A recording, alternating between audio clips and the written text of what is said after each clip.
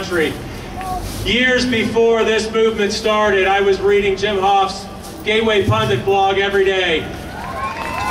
He helped bring down Van Jones. He's been talking to us since tax day.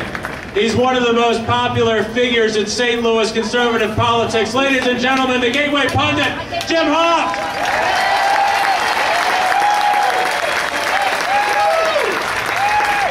Hello, St. Louis! You guys fired up today? Let me tell you, 7 months ago, we met here on tax day to protest our opposition to excessive and dangerous government spending.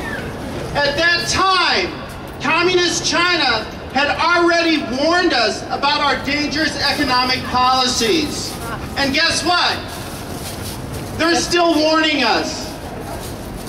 The former Soviet officials were warning us about the dangers of socialism. And guess what? Now we have socialist czars. 7 months ago, we were warning our political leaders about their dangerous spending. And guess what? This administration set a record this year by tripling the U.S. deficit in 1 year. 7 months ago, we warned our political leaders about Acorn. And guess what? Democrats voted to fund Acorn. Then they voted to defund Acorn, and now this week, just yesterday, we found out that now it's okay again to fund Acorn. The leaders in Washington promised us, they promised us, that the $787 billion stimulus would create 3.7 million jobs. And guess what? Instead, we lost 3.6 million jobs since the stimulus passed. They promised us the unemployment rate wouldn't go over 8%. And guess what? It reached double digits this month. 10.2% unemployment for the first time in 26 years. Their binge spending has not worked.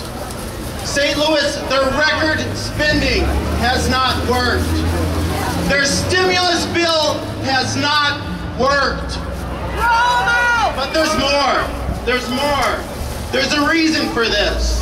It's no surprise that we are witnessing such radical policies when you look at the officials who are calling the shots. Today I want to mention a few to you because the mainstream media is not reporting this news.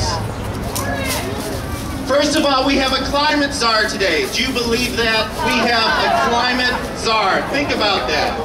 What the heck is a climate czar? Is he going to control our weather? No. Today we have Carol Browner as a climate czar, who's a radical socialist. Browner belongs to organizations that called for global governance and demanded that rich countries shrink their economies to address non-existent climate change. This same radical eco-socialist is or was a board member of one of the leading carbon offset trading companies. Do you believe that? Our climate czar will make millions of dollars if the cap and trade policies pass. Unbelievable. We also have today a science czar. His name is John Holdren. He's another self-professed socialist who once said that forced abortions are needed to save the planet. 20 years ago, this same nutjob said that a new ice age is likely. Now today he's warning us about global warming junk science. So he switched his tune in 20 years, but the only thing that remains the same is that he wants to take down this economy. We also have a safe school czar. Maybe you heard of him. His name is Kevin Jennings.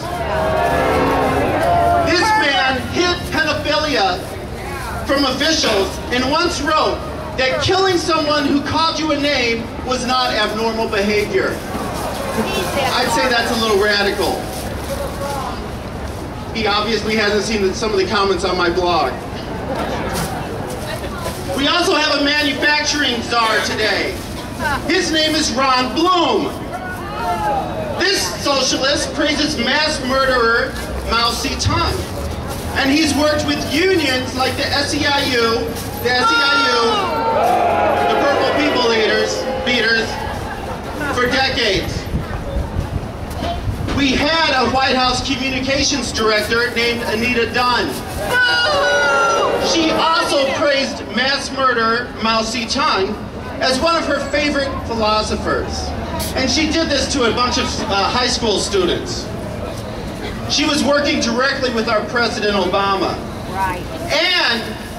And we had a green job czar, Van Jones, who was another communist, a truther who bashed Whitey, Jews, cops, America, and supported cop killer Mumia Abu Jamal. I'd like to mention, though, that this communist is no longer in the White House. We got rid of this commie, and he was forced to step down. And I'm glad I played a part in that. Now, these are just a few of the radicals hired by our president. Socialists, communists, Mao supporters, advising our White House administration. Birds of a feather. Now, any organization, we have to admit, may have one or two loony birds who slip through the vetting process, despite maybe a radical past. But this is different. Yep. These loony birds were appointed on purpose. They were appointed to this administration because of their radical past. Right. Don't be fooled. Is it any wonder then that we are witnessing the most out-of-control spending in our nation's history? Is it any wonder that we are witnessing the most destructive economic policies in our nation's history? No. Now get this. I'm sure you didn't read this in the news, but this was from yesterday. Speaker Pelosi, on a phone call with leftist leaders, told them, and I quote, she told them, the American people have an anger about the growth of the deficit because they're not getting anything for it.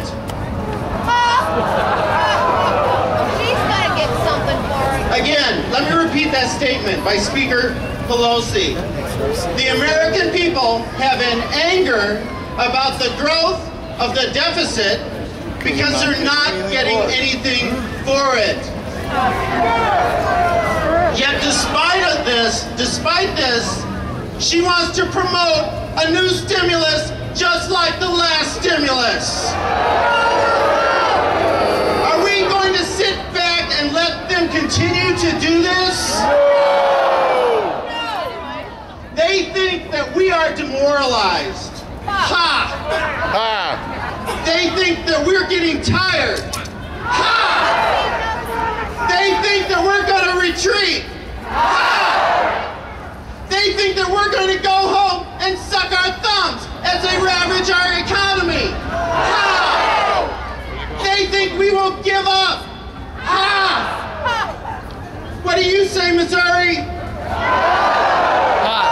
What do you say, St. Louis? This past year was a good start with the Tea Party movement. But they haven't seen anything yet. They can call us names, they can call us Nazis, they can call us mobsters, but they haven't seen anything yet. Just wait until next year. We're just getting started. Get ready, St. Louis. We have some work to do. We have some work to do in 2010. 2010 will be our year to remember.